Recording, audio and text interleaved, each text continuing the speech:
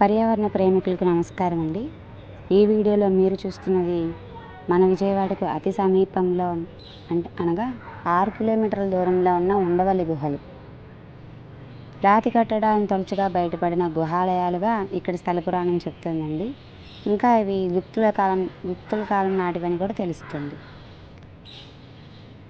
4 అంతస్తుల గుహాలయాలుగా ఉన్నాయి ఇవి.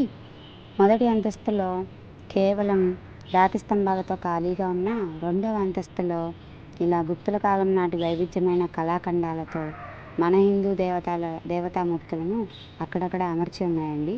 ఇంకా ఎటు చూసిన వారి కళా నైపుణ్యంతో రాతి కట్టడాలను, రాతి స్తంభాలను నిర్మించారు. ఒక చరిత్రాత్మక స్థలంగా కనిపిస్తుందండి. ఇంకా ఇది మన జాతీయ పరిరక్షణ స్మారక కట్టడాల్లో ఇది ఒక కట్టడంగా తెలుస్తుంది.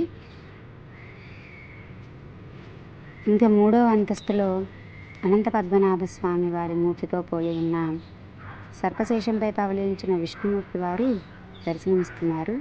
ఆ స్వామివారిని దర్శించుకోవడం, ఇంకా స్పృశించడం ఇంకా చాలా ఆనందంగా ఉందండి. ఆ అనుభూతి చాలా అద్భుతంగా ఉంది.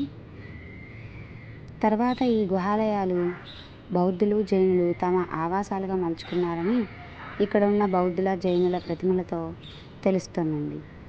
ఇంకా ఇది కృష్ణానదికి అభిముఖంగా ఉండడంతో ఆహ్లాదకరమైన వాతావరణంలో ఎటు చూసిన పచ్చని చెట్లతో పర్యావరణ ప్రేమికులకు మనోల్లాసంగా ఉంటుందండి. ఇంకా ఇది పిల్లలకు, పెద్దలకు ఖచ్చితంగా నచ్చే ప్రదేశం.